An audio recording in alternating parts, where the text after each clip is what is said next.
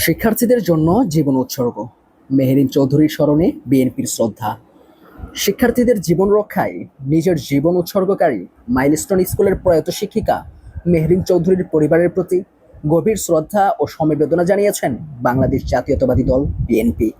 বুধবার ৩০ জুলাই দুপুর ২টায় রাজধানীর উত্তরা সেক্টর ১৩ এর রয়্যাল পার্ক বাসভবনে গিয়ে মরহুমার পরিবারের সঙ্গে সাক্ষাৎ করেন বিএনপির সিনিয়র নেতারা। শিক্ষার্থীদের জীবন বাঁচাতে ৯০% দগ্ধ হয়ে মৃত্যুবরণ করা এই শিক্ষিকার আত্মত্যাগকে জাতির জন্য গৌরব হিসাবে আখ্যায়িত করেন তারা।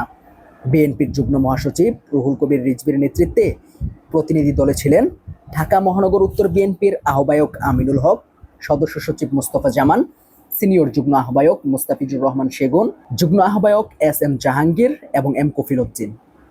রুহুল কবির রিজভী বলেন, ছাত্রছাত্রীরা সন্তানের চেয়েও বড়। এই মহান শিক্ষাদর্শ রেখে গেছেন মেহেরিন চৌধুরী। তার এই মৃত্যু কেবল একটি দুঃখজনক ঘটনা নয়, এটি এক উজ্জ্বল আদর্শের প্রতীক। তিনি নিঃস্বার্থভাবে দায়িত্ব পালন করেছেন, নিবৃত্তি থেকেও জাতির বিবেককে নাড়া দিয়ে গেছেন। তিনি আরও বলেন, নিজেকে বাঁচানোর পথ খোলা ছিল, কিন্তু তিনি তা বেছে নেননি। শিক্ষার্থীদের রক্ষায় নিজের জীবন বিসর্জন দিয়েছেন। এমন আত্মত্যাগেই প্রমাণ করে মানবিকতা এখনো জীবিত, এখনো সম্ভাবনাময়। বিএনপি নেতৃবৃন্দ ও উপস্থিত স্বাধীনতা সংগ্রামী নেতারা প্রয়াত শিক্ষিকার আত্মার মাগফিরাত কামনা করেন এবং তার শোকসন্তপ্ত পরিবারের প্রতি আন্তরিক সহানুভূতি জানান।